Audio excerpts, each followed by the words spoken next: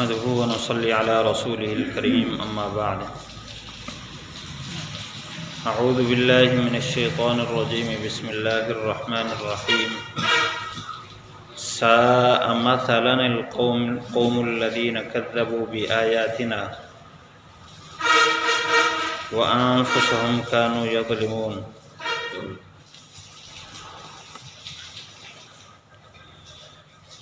بری ہے مثال اس قوم کی جنہوں نے ہماری آیات کو جھٹلایا، انہوں نے اپنے اوپر ہی ظلم کیا ہے۔ پچھلی آیت میں اللہ تعالیٰ نے مثال دی اس آدمی کی جس کو اللہ تعالیٰ نے ایمان عطا فرمایا،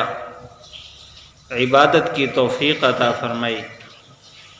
اور عبادت کا ماحول مہیا فرمایا تھا، بلعام بن بعورہ،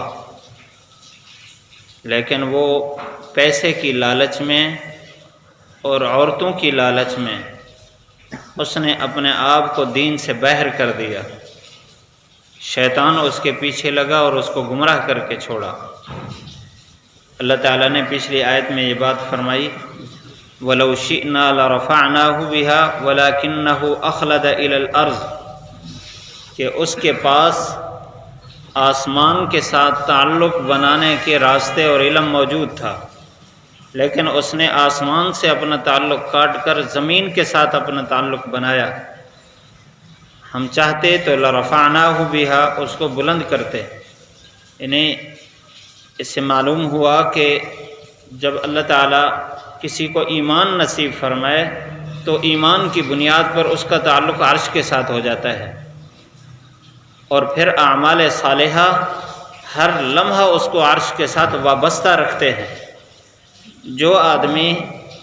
نیک اعمال چھوڑ دے، اللہ کو ناراض کرنے لگے، تو جس لمحہ میں اس نے اللہ کو ناراض کیا اس لمحہ اس کا عرش سے تعلق کٹا اور زمین کے ساتھ تعلق اس کا جڑا ہے۔ اور اگر ایمان ہی نکل گیا تو پھر خالصتاً اس کا تعلق ختم۔ وَلَكِنَّهُ أَخْلَدَ إِلَى الْأَرْضِ، اس آدمی نے زمین کی طرف میلان اختیار کیا اور خواہشات کی اتباع کی۔ اس کے اندر وہ صفات پیدا ہو گئیں جو ایک کتے کے اندر ہوتی ہیں،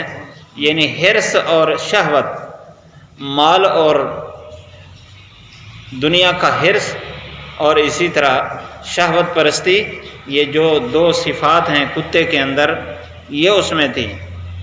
فرمایا کمثل الکلب مثلہ کمثل الکلب، اس کی مثال کتے کی مثل، ان تحمل علیہ یلحظ، اگر آپ اس کو ڈانٹ پی لیں تب بھی وہ ہانپتا ہے،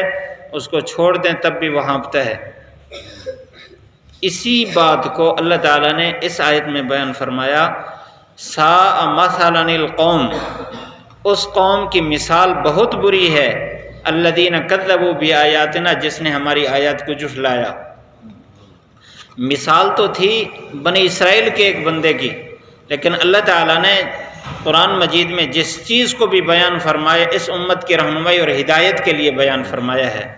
اور خصوصاً یہاں تو اس کو ایک مثال کے طور پر بیان فرمایا۔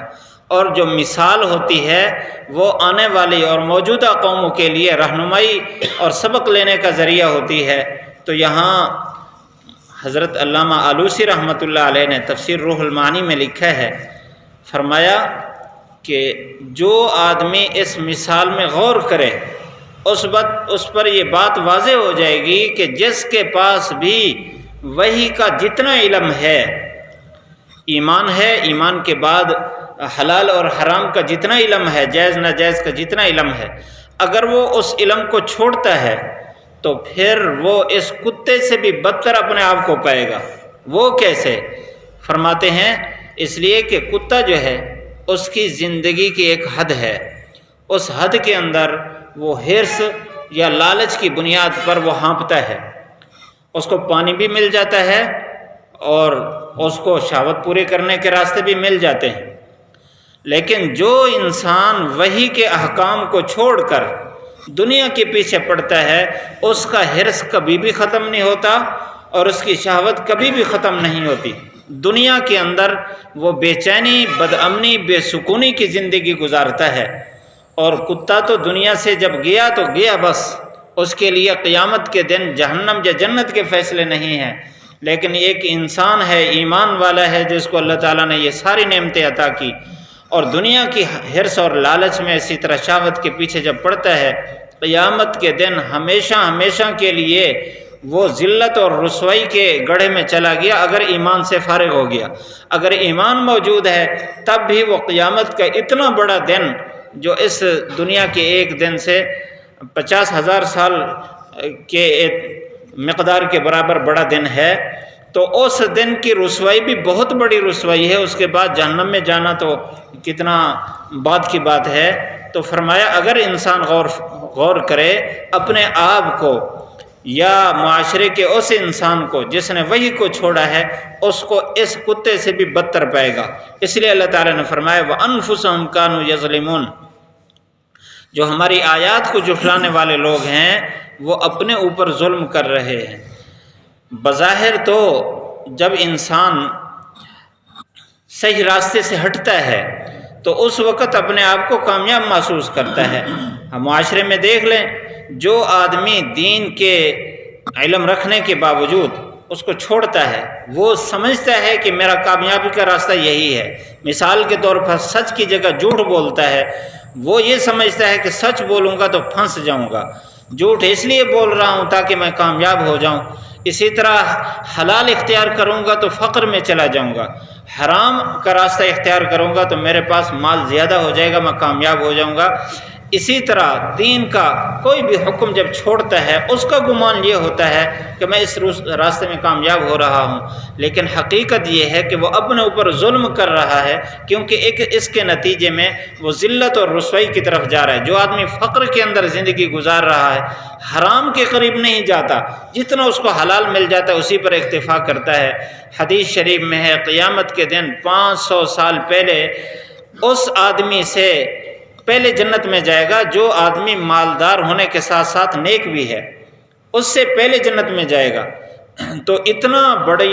بڑے عرصے میں اس کو عیش اور آرام اور سکون ملا ہے، اگرچہ یہ مالدار جو نیک آدمی ہے یہ بھی کسی ذلت اور رسوائی میں زندگی نہیں گزارے گا، یہ حشر میں رہے گا۔ اللہ اس کے لیے بھی وقت کو مختصر محسوس کرائیں گے، اس کو مشکلات میں نہیں ہوگا، لیکن یہ جو فقیر ہے یہ اس سے 500 سال پہلے جنت میں جائے گا۔ تو اگر انسان اس پر غور کرے تو ظاہراً نتیجہ اس کا دماغ، اس کی عقل یہ فیصلہ کرے گی کہ اس فقر پر اکتفا کر لے، 60-70 سال زیادہ عرصہ نہیں ہے 500 سال کے مقابلے میں، تو اس کے لیے گزارا کرنا آسان ہوگا۔ اسی طرح زندگی کے ہر شعبے میں، ہر لمحہ میں انسان غور کرے تو اس کو محسوس ہوگا کہ میں نے غلط راستہ اختیار کیا تو اپنے اوپر ظلم کروں گا۔ اللہ تعالی ہم سب کو اس مثال سے عبرت پکڑنے کی توفیق نصیب فرمائے۔ اس مثال میں عام امتی کے لیے بھی سبق ہے اور خصوصاً علماء کے لیے اس میں سبق ہے کہ جس عالم کے پاس دین کا علم ہے اور وہ لوگوں کی رہنمائی کرنے والا ہے اور وہ لوگوں کو غلط راستے پر لگائے یا اپنی خواہشات پوری کرنے کے لیے نئی نئی بدعات اور رسومات اور کیا کیا گھڑے یا غلط مسئلے بتائے، غلط فتوے بتائے صرف دنیا کے مقاصد حاصل کرنے کے لیے، اس کے لیے بہت بڑی عبرت ہے اس آیت کے اندر۔ اللہ تعالی ہم سب کو عمل کرنے کی توفیق نصیب فرمائے۔ ساء مثلا القوم الذین کذبوا بآیاتنا وانفسهم كانوا یظلمون۔ ساء برا ہے، مثلا مثال کے طور پر، القوم وہ قوم، الذین کذبوا جس نے جھٹلایا بآیاتنا ہماری آیات کو، وانفسهم اپنے ہی اوپر،